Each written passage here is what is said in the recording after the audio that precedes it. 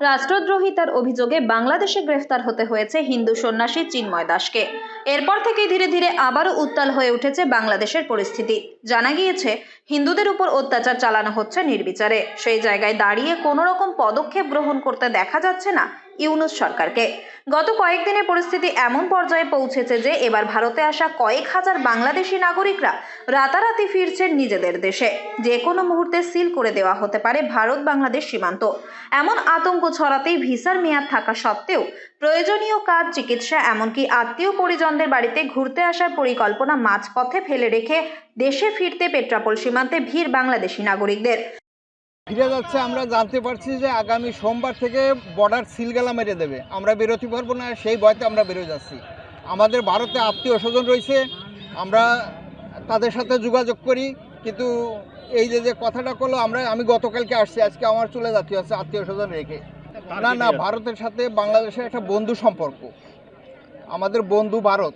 কিন্তু এই যে বর্তমান যে ইউনূস সরকার, এনজিও সরকার, এ এসে মনে করতেছে যে ভারত মনে হয় আমাদের সর্বনাশ করতেছে।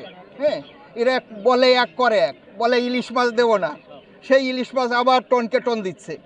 আন্দোলনের কারণে তো যে কী নাম, এরা চেনমাইরে অ্যারেস্ট করছে, তার জন্য এই সনাতনীরা সাংঘাতিকভাবে খেপে উঠছে। তেল 200 টাকা, গতকালকে থেকে 200 টাকা বিক্রি হচ্ছে সোয়াবিন তেল। হ্যাঁ, একটা ডিম 16 টাকা, এরকম সব কিছু। আর কাঁচামাল তো আছেই, 80 টাকার নিচে কোনো সবজি নাই। দেশে ফেরার জন্য পড়ছে লম্বা লাইন। বাংলাদেশে হিন্দুদের প্রতি অত্যাচারে কড়া প্রতিক্রিয়া জানিয়েছে ভারত। সেই পরিস্থিতিতে ভারত বিরোধী নানা মন্তব্য ছড়িয়ে পড়েছে সোশ্যাল মিডিয়ার ওয়ালে। ফলে ভারতের সঙ্গে পরিস্থিতি খারাপ হলে বন্ধ হয়ে যেতে পারে সীমান্তের দরজা। অন্তর্বর্তীকালীন সরকার ক্ষমতায় আসার পর থেকেই জরুরি চিকিৎসা পরিষেবা ছাড়া মিলছিল না ভিসা। ভারতের সঙ্গে বাণিজ্যিক আদান প্রদান চললেও সে দেশে অস্বাভাবিক জিনিসের মূল্য বৃদ্ধি অন্যতম কারণ হয়ে উঠছে মাথা ব্যথার। এই পরিস্থিতিতে এখন বাংলাদেশে থাকা পরিবার পরিজনদের পাশেই থাকতে চাইছেন ভারতে ভ্রমণে আসা বাংলাদেশি নাগরিকেরা। তাদের নিজের ব্যক্তি স্বার্থর দিকে ভাবছে, তারা দেশের জনগণ বা দেশের মানুষের কথা ভাবছে না। তারা সংস্কার নিয়ে আছে, তারা যে কি সংস্কার করছে তারাই ভালো জানে। আমরা পাশাপাশি দুইটি রাষ্ট্র, ভারত এবং বাংলাদেশ, একে অপরের বন্ধু, এটা আমরা মনে করি। আমাদের সুখী দুঃখী এরা সবসময় আমাদের সাথে আছে এবং থাকে, এটা আমরা জানি। কিন্তু আমাদের উচিত না কখনোই, আমি বাংলাদেশের নাগরিক হিসাবে আমি বলবো যে আমাদের কখনোই উচিত না যে একটা দেশকে কটূক্তভাবে কথাবার্তা বলে সেই দেশকে উস্কি দিয়ে বা সেই দেশের সরকারকে উস্কানিমূলক বক্তব্য প্রদান করে তাকে উস্কানি হোক বা তার বিরূপ প্রভাব আমাদের সাধারণ বাংলাদেশের যে জনগণ আছে আমাদের উপরে পড়ুক, এটা আমাদের কাম্য না। আমরা চাইছি এর থেকে ভালো কিছু একটা সলিউশন আসুক। তাই পেট্রাপোল সীমান্তে যাত্রীদের লম্বা লাইন চোখে পড়ছে দেশে ফেরার। তাদের সঙ্গে কথা বলে জানা যায়, বর্তমান তৈরি হওয়া পরিস্থিতি নিয়ে যথেষ্টই উদ্বেগে তারাও।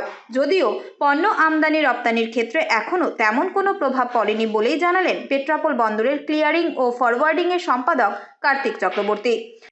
কিন্তু আন্তর্জাতিক আমরা ব্যবসার সঙ্গে যে যুক্ত আছি যারা, এখনও পর্যন্ত সেরকম কোনো এফেক্ট আমাদের মধ্যে আসেনি। ব্যবসা আগে যেরকম ছিল এখনও তাই আছে। তবে একটা জিনিস যেটা লক্ষ্য করছি যে মানুষের চঞ্চলতা, বিশেষ করে ইমিগ্রেশনে বা প্যাসেঞ্জার যারা যাতায়াত করে তাদের মধ্যে 2-4 জনের সঙ্গে যারা কথা বলেছি তাদের মধ্যে একটু চঞ্চলতা ভাব দেখা গেছে। আমাদের রপ্তানি আমদানির ব্যাপারে শুনছি একটা প্রোগ্রাম হবে, কোনো একটা সংগঠন বা কোনো একটা দল থেকে করা হবে। অনেকে প্রশ্ন করছে যে সোমবার এক্সপোর্ট বন্ধ হবে কি না হবে। আমাদের কাছে সেরকম কোনো খবর নেই। আমরা বরঞ্চ এটাই ঠিক করেছি যে এক্সপোর্ট ইম্পোর্ট স্বাভাবিকই থাকবে। আর রাজনৈতিক দল বা যারা প্রোগ্রাম করবে তারা তাদের কর্মসূচি করবে। তারপরে যদি কোনো রকম অস্বস্তিকর পরিবেশ তৈরি হয় তখন প্রশাসনের ব্যাপারটা দেখবে, এইটাই, আর কিছু না। তবে বাংলাদেশে নতুন করে যেভাবে আন্দোলন ছড়িয়ে পড়ছে তাতে চরম আতঙ্কিত সে দেশের নাগরিকরাও, তা স্পষ্ট বোঝা যাচ্ছে সীমান্তে।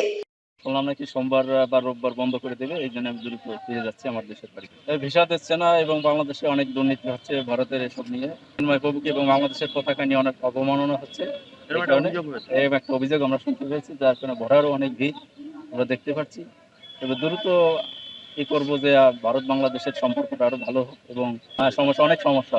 যে দেশে নির্বাচিত সরকার না থেকে অন্তর্বর্তীকালীন সরকার, তো এ তো অনেকে বলে সুইডি নিউজ। দেখেন, যে দেশে 20-22 বছরের ছেলে আপনার সচিবালয়ের দায়িত্ব পায়, তারা কি বলবে আর কি পলিটিক্যাল করবে। যে দ্রুত একটা নির্বাচন দরকার। তবে পরিস্থিতি স্বাভাবিক হোক, ভারতের সঙ্গেও সম্পর্ক থাকুক সুস্থ চাইছেন সকলে। সূত্রের খবর, বাংলাদেশের এই উত্তাল পরিস্থিতির কারণে সীমান্তে বাড়ানো হয়েছে নিরাপত্তা, মোতায়েন করা হয়েছে অতিরিক্ত সীমান্তরক্ষী বাহিনী। উত্তর 24 পরগনা থেকে রুদ্র নারায়ণ রায়ের রিপোর্ট, লোকাল 18 বাংলা।